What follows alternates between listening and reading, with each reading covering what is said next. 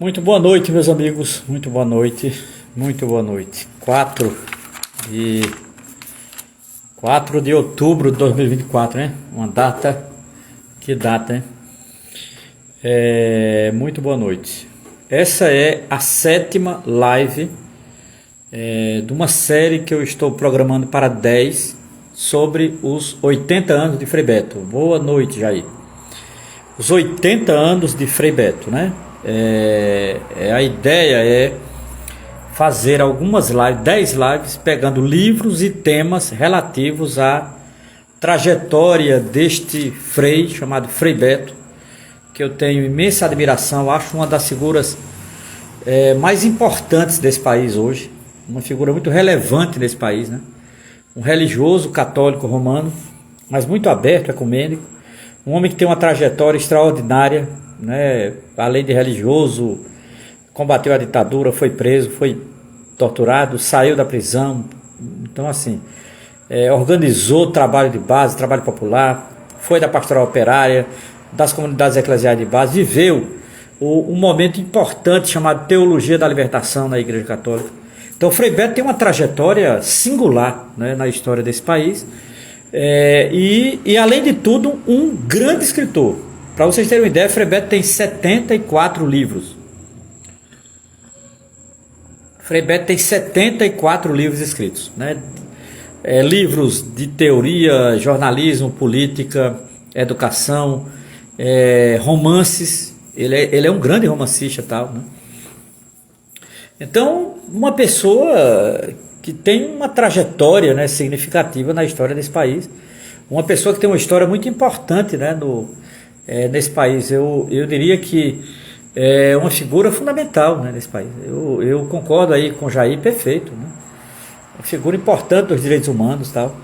Sem dúvida, muito importante, né? E que completa esse ano 80 anos, né?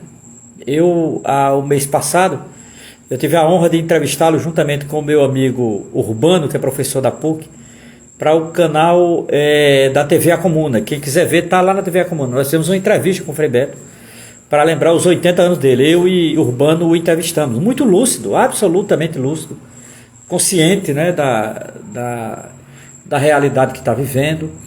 Não é? Fizemos 10 perguntas a ele. Foi muito bom o diálogo com ele. Então, o Frei Beto é uma figura que eu admiro muito, né? Sou leitor dele também, conta isso, né? Sou leitor dele. Sempre leio as publicações que ele escreve, né? Nem sei quantos livros dele eu li, mais de 10 livros dele que eu li já.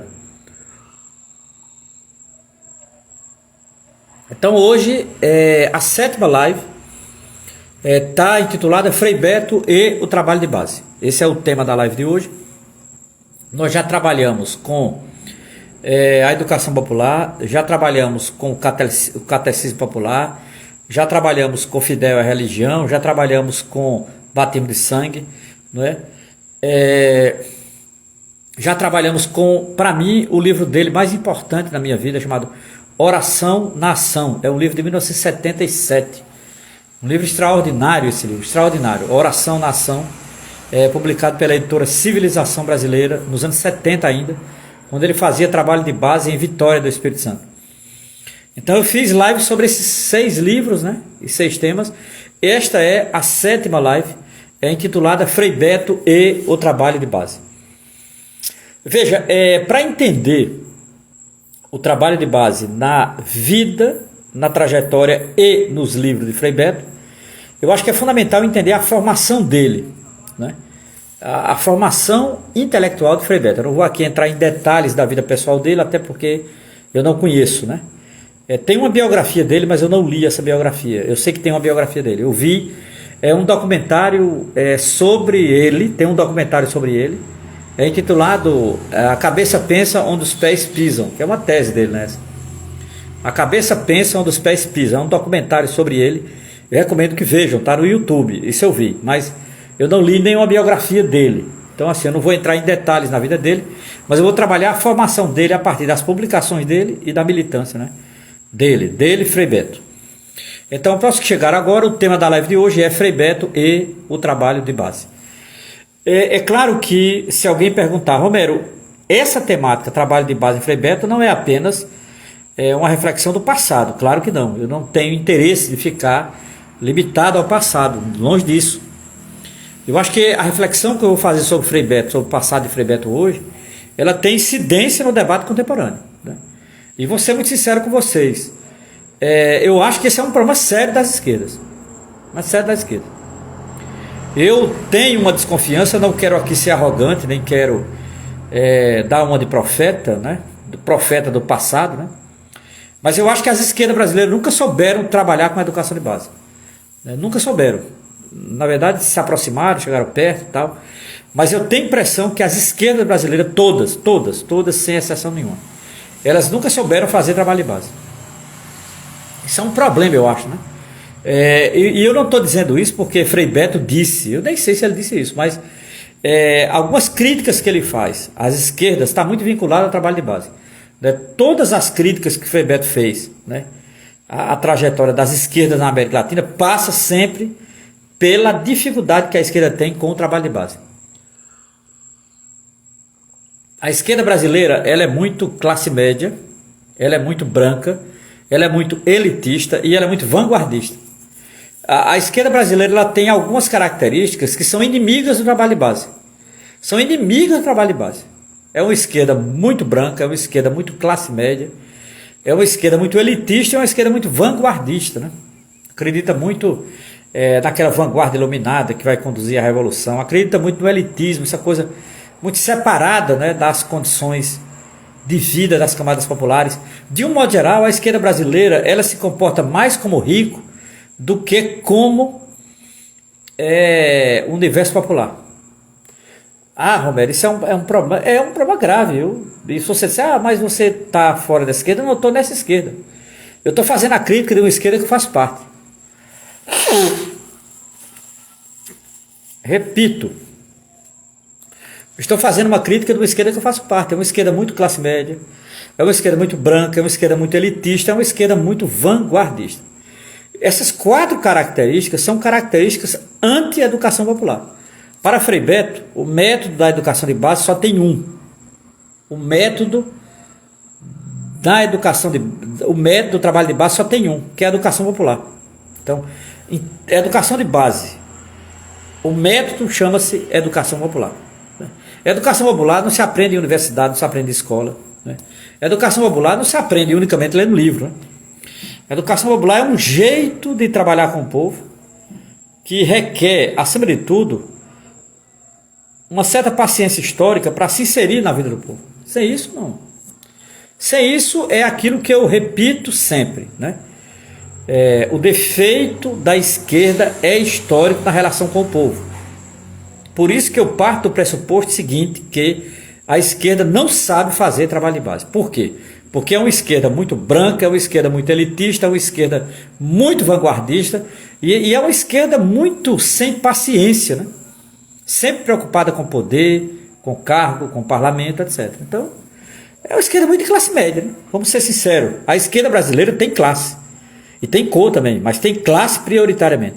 E essa classe é a classe média. Esse é um problema, eu diria um problema de base da própria esquerda brasileira. Claro, Romero, você está atacando a esquerda como se estivesse de fora. Não, eu estou atacando a esquerda como se estivesse de dentro, eu sou dela.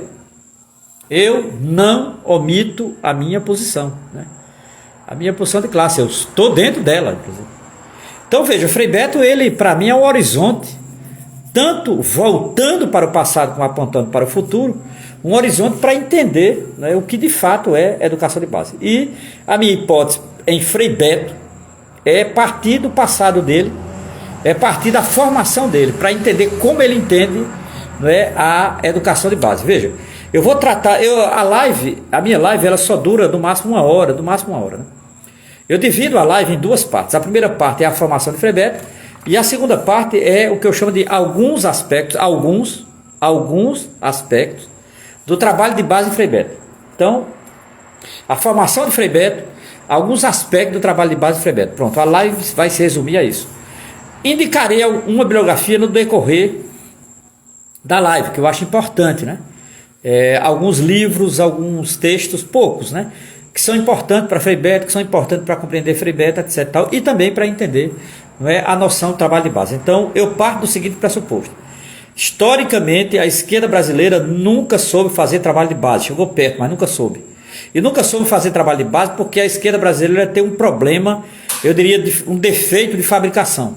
Qual é o defeito de fabricação da esquerda brasileira? Ela é muito de classe média, ela é muito elitista, ela é muito vanguardista e ela é muito branca.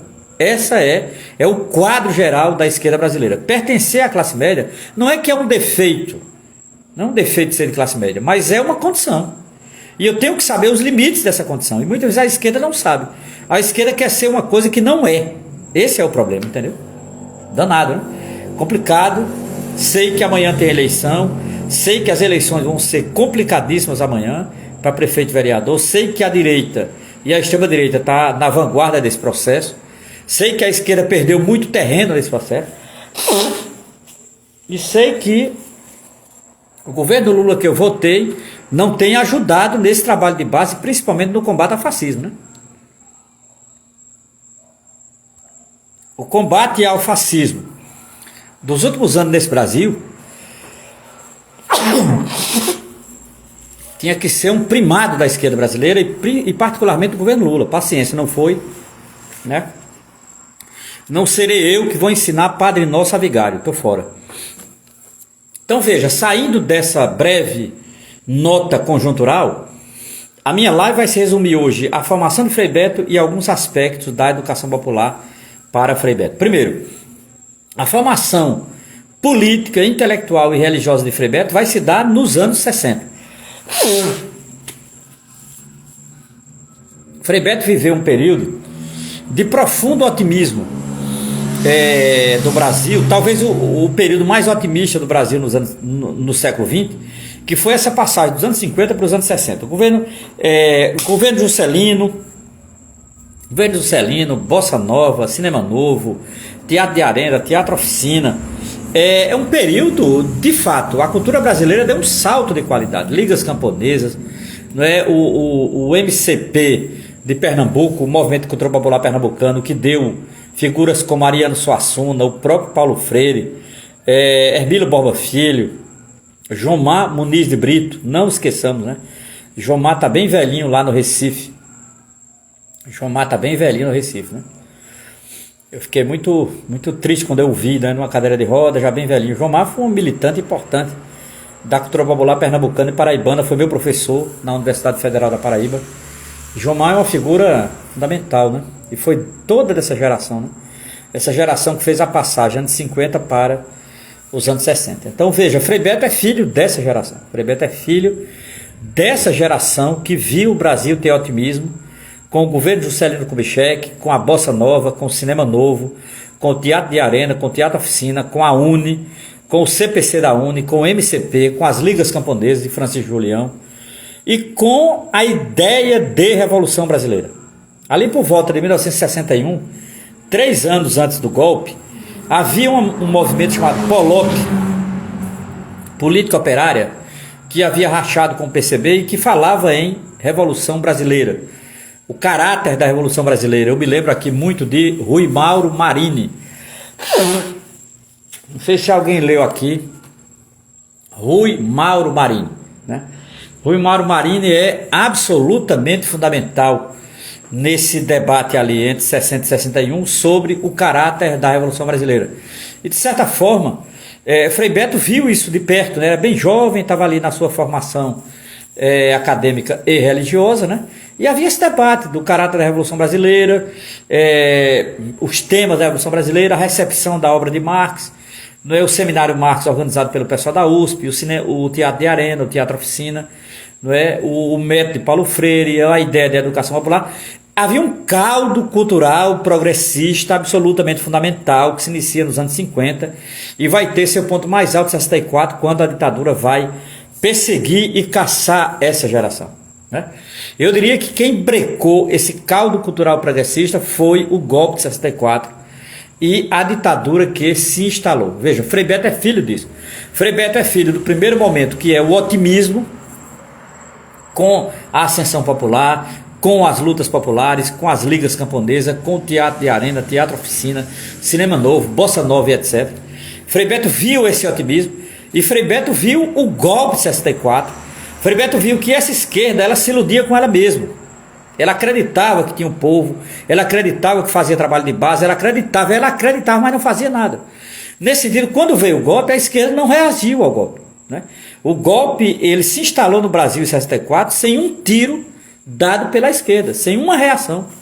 Na verdade, a esquerda foi para o exílio, a esquerda foi presa, a esquerda foi torturada, né? A esquerda só vai dar sinal de resistência 2 anos depois do golpe, que é em 1966. 1967, mas 64, 65 não houve nenhuma resistência ao golpe de 64. Significa dizer, a esquerda tinha uma ilusão sobre si mesma. Isso vai ser um aprendizado para Frei Beto, um grande aprendizado para Frei Beto. O golpe de 64 derrubou todas as ilusões da esquerda brasileira. Parece que a esquerda brasileira tem que levar uma porrada, tem que levar uma queda, tem que levar uma derrota para aprender. Parece que é isso, desde 64. Desde 64, né? Em 1964, a esquerda estava iludida sobre ela mesma e sobre seu vanguardismo, acreditando que tinha um povo, sem trabalhar com o povo, né? Típico discurso de classe média. Levou uma porrada da ditadura e desconcertou-se completamente. A ditadura desbaratou todas as organizações de esquerda. Qual é a minha hipótese? É que parece que a esquerda precisa levar uma porrada para aprender, porque nunca aprende sem levar porrada. Impressionante, né? Que sina da esquerda brasileira é esta, né? Então Frei Beto aprendeu com isso, né? Frei Beto aprendeu que 64 foi uma derrota das esquerdas. 64 foi uma derrota do projeto popular. 64 foi a derrota das possibilidades de uma revolução brasileira. Essa derrota, ela marcou profundamente a esquerda brasileira. A esquerda brasileira, ela percebeu que essa derrota desarticulou. O que era a esquerda brasileira em 64? O PCB. O PCB, o Partido Comunista Brasileiro. Ora, a derrota da esquerda brasileira e sua relação com o povo pobre foi um desafio fundamental para Frei Beto desde jovem. Frei Beto começa a desconfiar das esquerdas em 1964, quando essa esquerda que fazia discurso revolucionário foi incapaz de uma mínima resistência contra a ditadura que se instalou no Brasil em 64. Isso é uma tese extraordinária. Isso daria um debate a noite inteira, nossa. Por que a esquerda não reagiu ao golpe de 64, né? Por quê, né? Eu estou com um livro aqui na minha mesa que é exatamente sobre o golpe. Um livro que eu escrevi, um artigo, inclusive. 60 anos do golpe de 64, gerações em luta. Né? Esse livro, eu escrevi um artigo nele, intitulado O Golpe de 64, a Igreja Católica e a Ditadura que se seguiu, do apoio ao combate. Esse artigo aqui. Esse livro aqui é um livro atual sobre o golpe de 64 e 60 anos. Esse livro foi publicado esse ano, né, por uma editora do Espírito Santo. E esse livro faz uma análise do que foi o golpe de 64, qual o caráter do golpe, por que a esquerda foi derrotada no golpe, por que a esquerda não reagiu ao golpe, quem apoiou o golpe, né? Então, esse livro, eu acho um livro muito importante. Eu tenho e publiquei um artigo nele exatamente sobre a igreja, né? Veja, a partir de 1964, principalmente a partir de 64, Frei Beto ele acorda, né? Ele começa a desconfiar das esquerdas, e ele começa a desconfiar das esquerdas em dois aspectos. Dois aspectos da esquerda vão acompanhar Frei Beto até hoje, e de um modo geral ele sempre volta a esses temas, né? Dois aspectos da esquerda que foi derrotada em 64 incomodam muito Frei Beto. O primeiro é o vanguardismo, o segundo é o academicismo. Vamos lá, essas duas características, elas vão acompanhar a esquerda brasileira, elas vão ser uma espécie de patologias da esquerda brasileira, né? Estou usando aqui um termo que vem de Guerreiro Ramos, o grande sociólogo negro baiano Guerreiro Ramos, que nasceu em Santo Amaro da Purificação. Guerreiro Ramos fala de patologias da esquerda, patologias do branco, patologias da esquerda. Eu diria que duas patologias da esquerda brasileira, endêmica a ela mesma, é o vanguardismo e o academicismo. Frei Beto é crítico dos dois, E por que Frei Beto é crítico? Primeiro porque o vanguardismo é uma crença ilusória de que um punhadinho de gente vai liderar uma multidão e essa multidão vai seguir esse punhadinho de gente. Significa dizer, a crença de que é uma vanguarda sempre na frente do povo, iluminada, que vai dizer para onde vai a revolução, isso chama-se vanguardismo. E é uma patologia da esquerda brasileira, porque esse vanguardismo, na verdade, não passa de uma boa dose de ilusão. Boa dose de ilusão. O povo não segue quem não faz trabalho de base. E a direita, nesse Brasil, sempre soube se inserir no meio das camadas populares para tragar as camadas populares. Né? Por quê? Porque a esquerda deixou o vácuo. Né? Então veja, nesse sentido, Frei Beto é um profundo crítico do vanguardismo. Mas ao mesmo tempo, Frei Beto também critica o academicismo. O que é o academicismo? É exatamente a crença de que livro vai salvar o mundo sozinho. Livro vai salvar o mundo, né? Lamento informar, né? O que muda o mundo, minha gente, são as pessoas. Os livros podem mudar as pessoas, mas os livros por si só não mudam o mundo. Então não é ter um punhado de teoria na cabeça que necessariamente vai mudar o mundo, né? Não são ideias que mudam o mundo. Ideias motivam humanos a mudar o mundo, mas não necessariamente. Para isso eu acho importante a gente conhecer as teses de Karl Marx sobre Feuerbach. Há esse livro aqui que eu acho muito bom. É um dos melhores livros sobre, intitulado As Teses sobre Feuerbach de Karl Marx. É um filósofo chamado Georges Labicar, um filósofo francês, que escreveu um livro interessantíssimo sobre as teses de Marx sobre Feuerbach. Por que eu estou citando esse livro aqui, nesse debate sobre o trabalho de base de Frei Beto? Porque Frei Beto ele tem a mesma concepção de Marx sobre o papel das ideias na história do mundo. Né? As ideias por si só não mudam o mundo. Ideias por si só continuam sendo ideias e não saem do cérebro humano. À medida em que as ideias fazem mediações concretas com o mundo, elas podem mudar alguma coisa. Então, ideias sem mediação concreta continuam sendo ideias, não saem do lugar.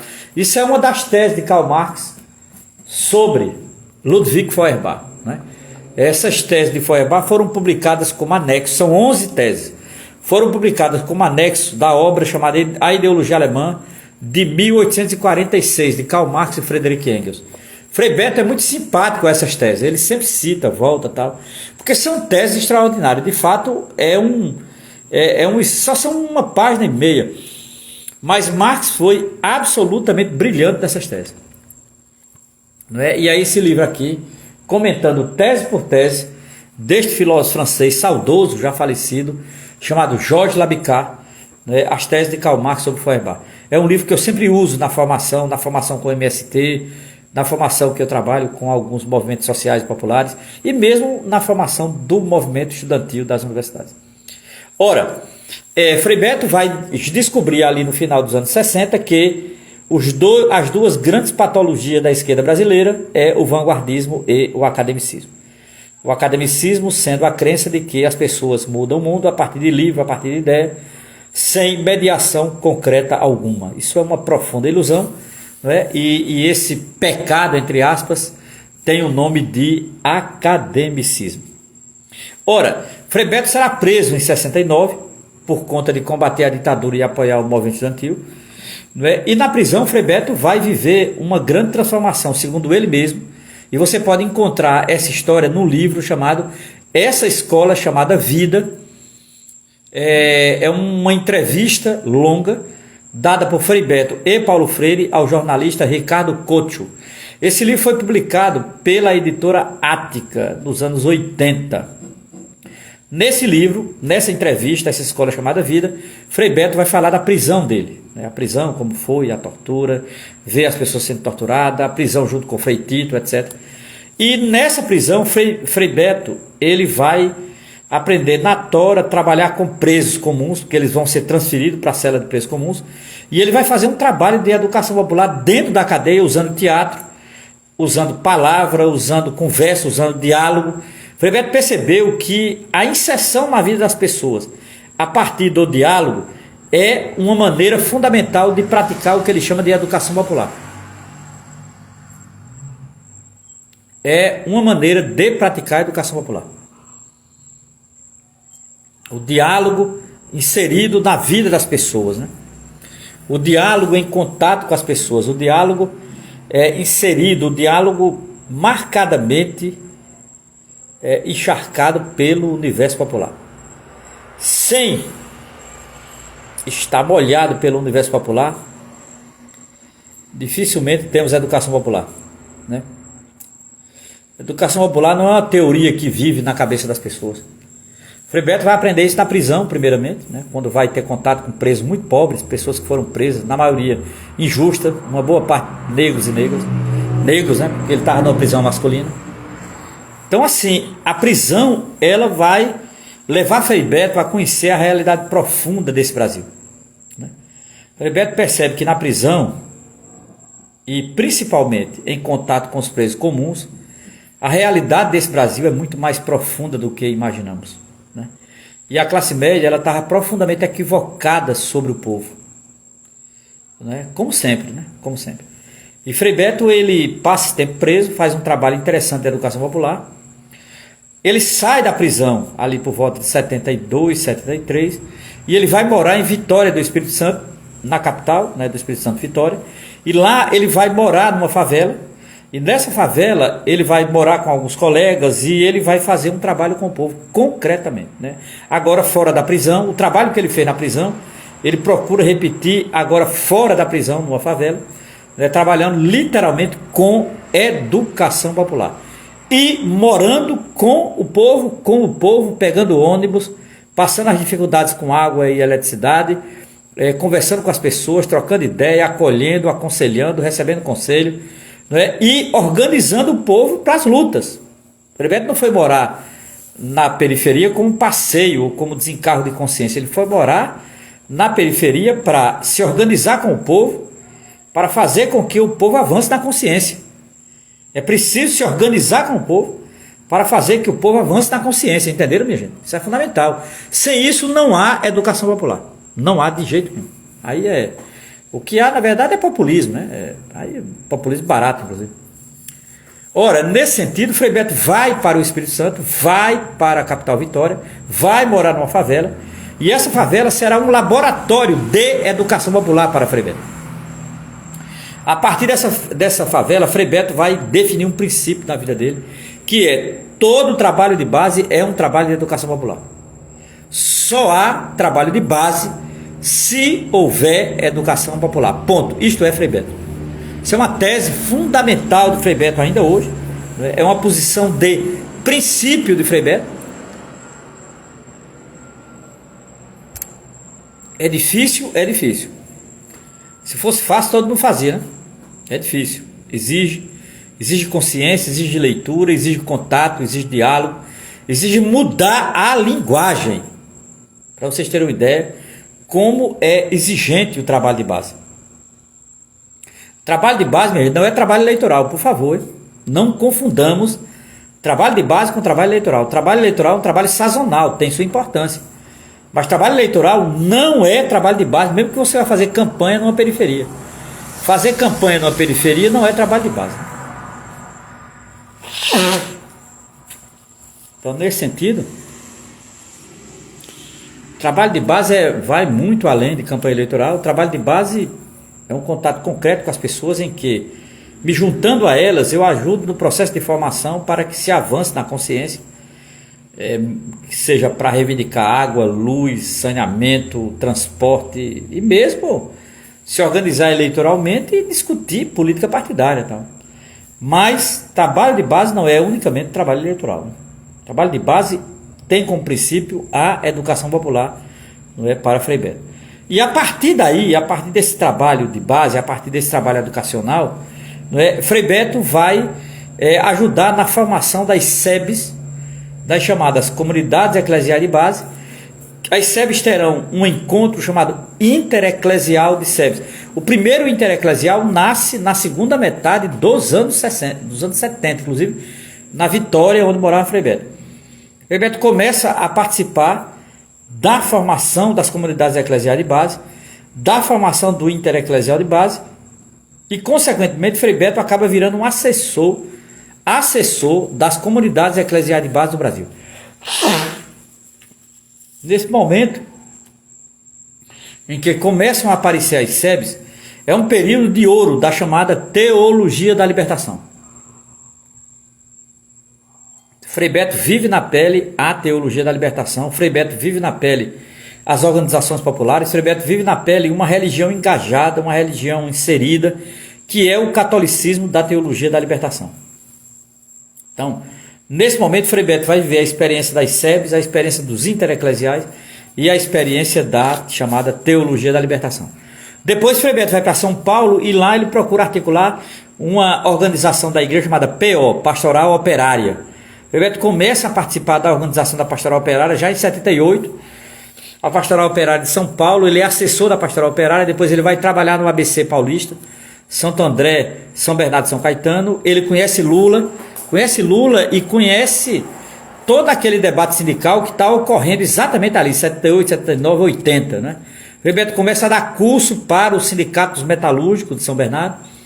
Frei Beto passa a ser conhecido pelos metalúrgicos. Frei Beto passa a orientar os metalúrgicos. Frei Beto passa a se inserir na vida metalúrgica, mesmo não sendo operário.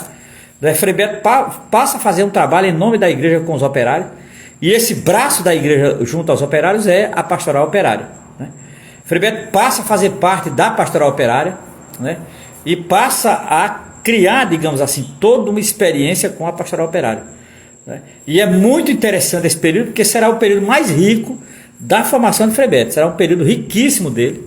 Será um período de profundas transformações, de formação, de leitura, de escrito, né? Será um período de uma relação concreta com o Luiz Inácio da Silva, o Lula, que hoje é presidente, o contato com a oposição sindical, a vitória das oposições sindicais, a resistência à ditadura, a perseguição que a ditadura fará, principalmente aos operários. Então, Frei Beto vive ali, nessa passagem de 78 a 80, uma experiência riquíssima da sua vida e da vida dos operários de São Paulo e da vida da igreja, né?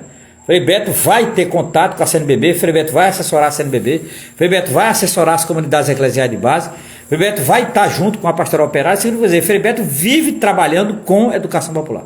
Então, nesse período, ele não está apenas inserido numa favela como esteve, não em Vitória. Não, agora ele está orgânico dos movimentos. E isso vai mudar profundamente a cabeça de Frei Beto. É daí que vai nascer a ideia de que, a tese dele, a cabeça pensa onde os pés pisam. Vai ser exatamente em 1979 que essa frase vai nascer na cabeça de Frei Beto. Exatamente em 1979, né? A cabeça pensa onde os pés pisam, né?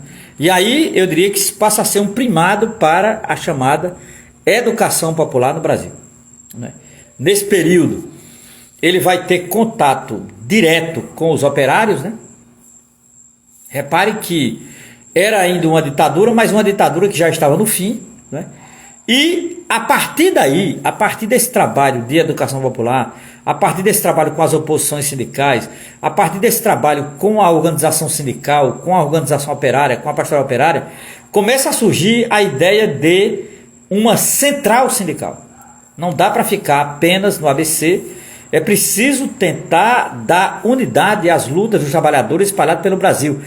Cumprir aquela velha máxima de Karl Marx e Friedrich Engels em 1848. Operários de todo o mundo univos. É a frase final, né, do chamado Manifesto do Partido Comunista, elaborado por Marx e Engels. Ora, era necessário criar uma central nesse espírito. E essa central nascerá. Será a CUT, Central Única do Trabalhador. Mas perceberam que a central sindical ainda é corporativa, porque ela representa direitos, defende direitos dos trabalhadores, mas era preciso um debate sobre o poder do Estado, etc. E para isso era preciso um partido político. E esse partido político chama-se o PT.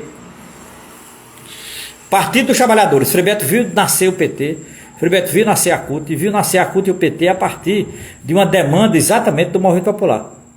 Isso é muito importante, porque o PT nasce numa conjuntura em que as demandas populares eram fundamentais. Claro, o PT mudou muito, hoje é outra coisa. Claro que eu sei, não adianta nem dizer, é isso. Não vou aqui entrar em detalhe sobre o que é o PT hoje, né? É quase nada do que foi no passado, né? É uma pálida sombra do que foi no passado, né?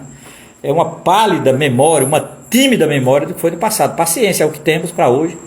Eu não vou inventar nem vou iludir ninguém, longe de mim, né? Acho que, como a esquerda brasileira só aprende apanhando desde 64, né?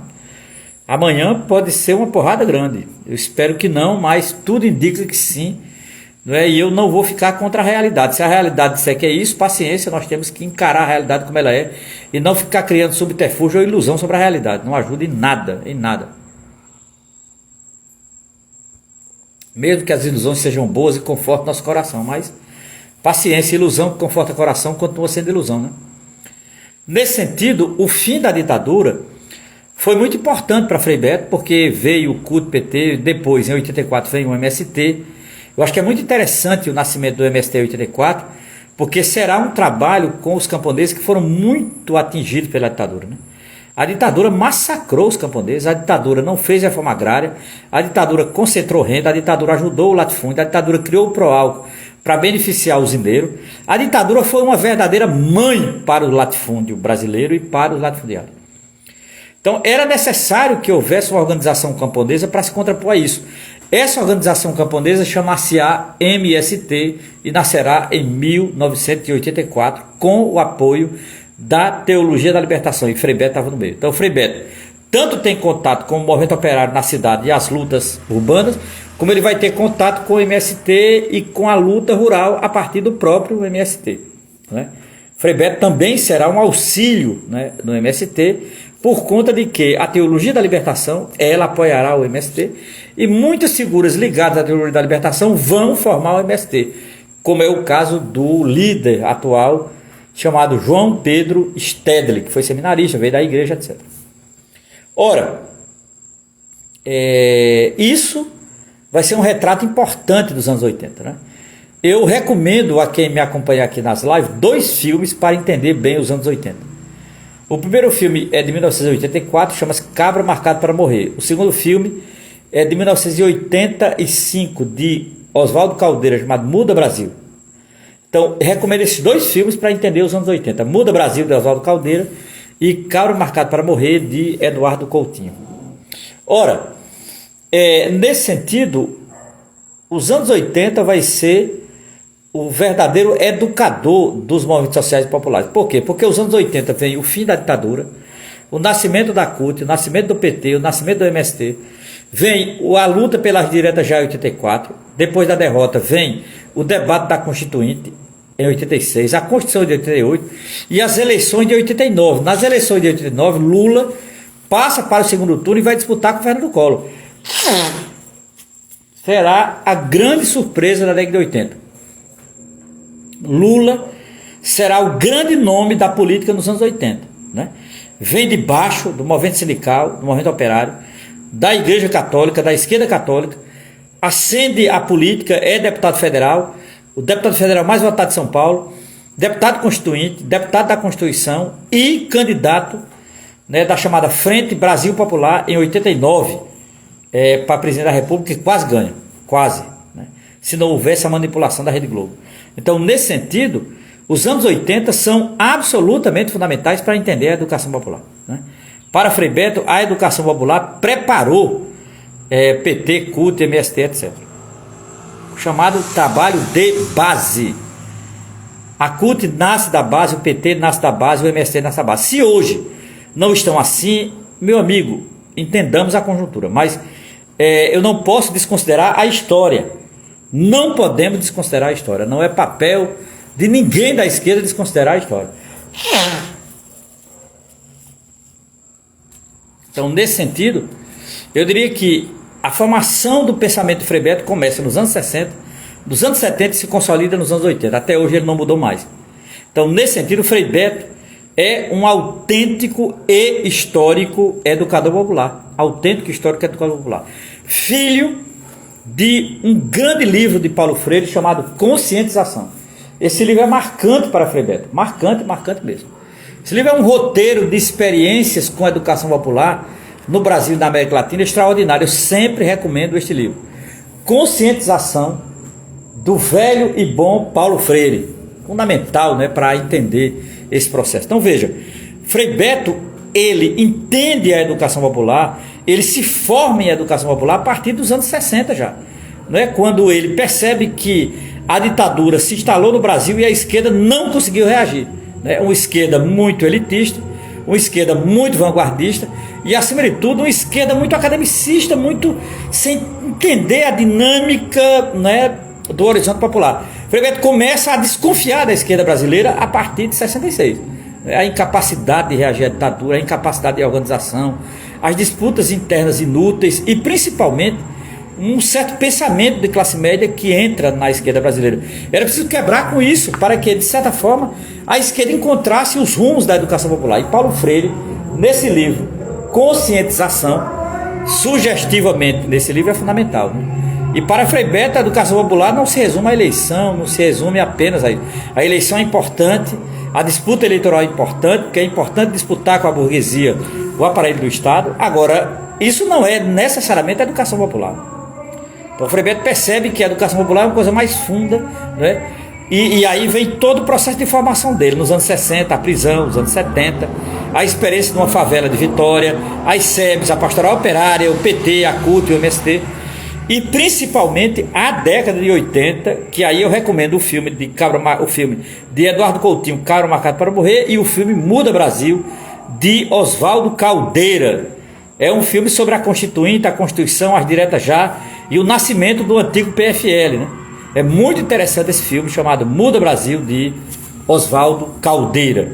Isso vai ser o caldo cultural, né, que vai marcar Frei Beto. Então Frei Beto tem essa formação, né? Frei Beto ele é muito marcado por essa experiência de trabalho de base, entendendo trabalho de base como educação popular. Para Frei Beto, trabalho de base tem como método apenas uma coisa, a educação popular. A partir daí é que você vai ter exatamente o que chamaríamos de trabalho de base. Ora, a minha live, ela geralmente dura 1 hora e eu dividi em 2 partes. A primeira parte foi a formação de Frei Beto para o trabalho de base, e a segunda parte, para encerrar a live, vai ser alguns aspectos do trabalho de base para Frei Beto. O primeiro aspecto é a inserção no movimento popular. A inserção no universo popular, a inserção na vida popular é, para Frei Beto, absolutamente fundamental. Sem isso não há educação popular. Segundo, a linguagem popular. É preciso que mudemos a linguagem, é preciso que entendamos a linguagem popular, é preciso que entendamos a gramática popular. Precisa entender a gramática popular. Se a gente não fizer, a direita faz. Saiba disso, minha gente. Não existe vácuo em política de Frei Beto. Todo vácuo que há em política, alguém ocupa. De um modo geral, tem sido a direita, né? Nós apanhamos em 64. Nós apanhamos em 89. Nós apanhamos em 94 para Fernando Henrique. Nós apanhamos no 2013 para essa direita. Cara, a gente está sempre apanhando. A gente só aprende apanhando, a esquerda só aprende apanhando. Isso é um método, que porra é isso? Essa é uma questão séria que Frei Beto levanta, né? E essa questão, ela tem a ver com a ideia de trabalho de base. Ora, trabalho de base para Frei Beto não é manipulação, trabalho de base não é populismo, trabalho de base não digamos assim, entrar na vida popular, né, e não ter nenhum compromisso orgânico, nenhum compromisso sério, nenhum compromisso continuado. Por isso que campanha eleitoral não é educação popular, porque campanha eleitoral é sazonal, é passageira, acontece em um determinado momento. A educação popular, ela não acontece num determinado momento, ela é em sessão, ela sempre está acontecendo, ela não acontece em determinado momento, ela sempre acontece.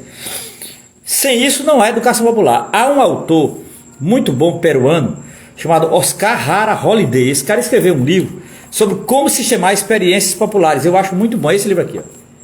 Como sistematizar experiências. Esse livro são dicas de educação popular, de como sistematizar experiências trabalhando com o povo. Livro muito importante, né? Eu recomendaria demais para todos e todas que estão aqui. Ora, a primeira característica da concepção da educação popular de Frei Beto é a inserção no universo popular. A segunda é a linguagem popular, entender a gramática popular. Terceiro, é a negação da demagogia e do populismo. Com demagogia e populismo você não faz educação popular. Quarto, o trabalho de base. Trabalho de base não é manipulação, trabalho de base é luta concreta. Trabalho de base é a vida do povo, é a articulação com a vida do povo, e principalmente entendendo a dinâmica contraditória que é a vida do povo, sem romantismo, sem ilusão, sem populismo, sem povolatria, mas entendendo que o povo é absolutamente fundamental, mesmo e a partir das suas contradições, né? Isso é Frei Beto, né?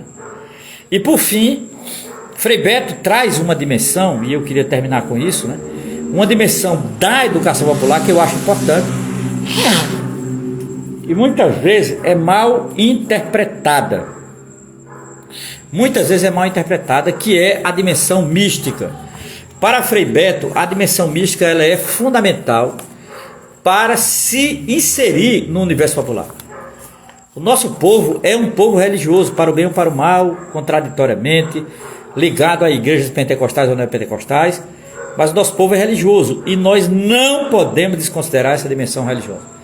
Por isso que é absolutamente fundamental que nós entendamos uma coisa: a dimensão mística é fundamental para nos aproximarmos do povo, para sentirmos o calor do povo, para sentirmos a cultura popular, para sentirmos um caldo cultural popular, para entendermos esse universo simbólico popular.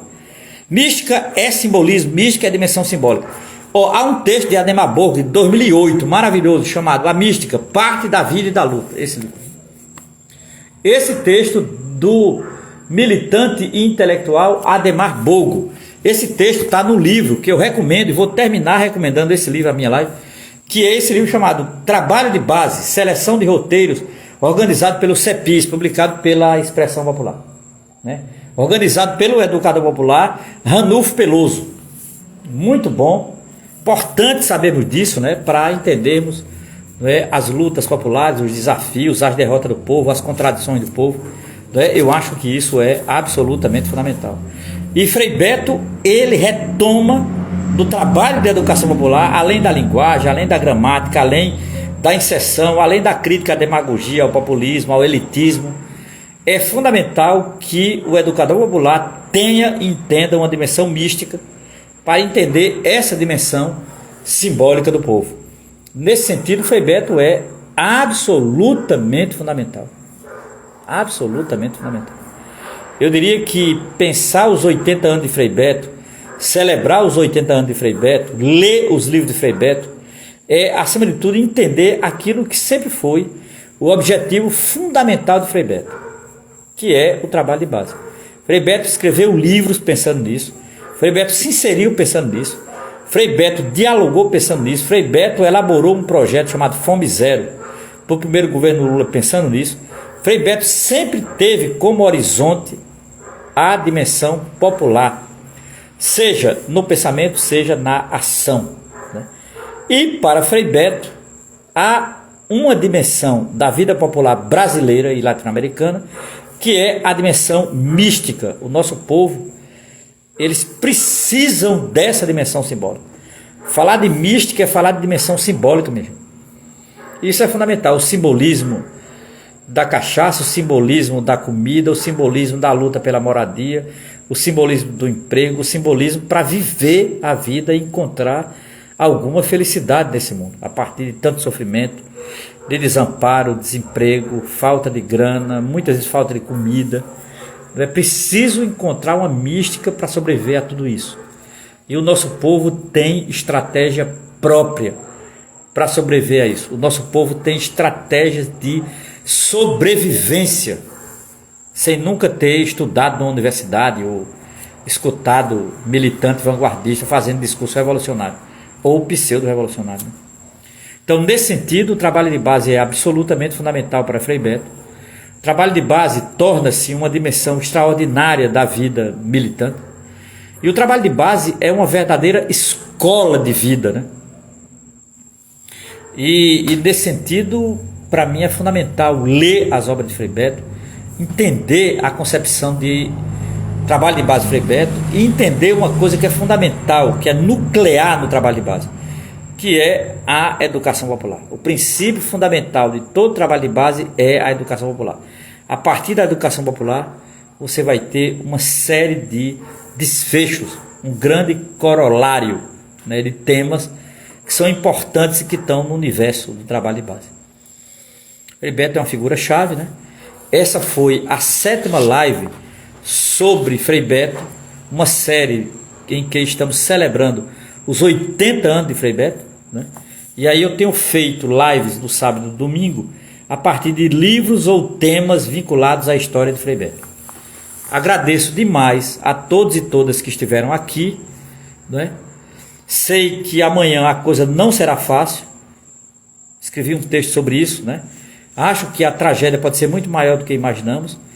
A direita avançou e muito, mas é preciso resistir, é preciso estar atento e forte, e é preciso, acima de tudo, ter uma dimensão mística para suportar profundamente as contradições dessa vida, né? Dessa vida tão cigana e tão tirana, como dizia Gonzaguinha. Grande abraço a todos e todas, bom final de semana e sigamos em paz. Até a próxima.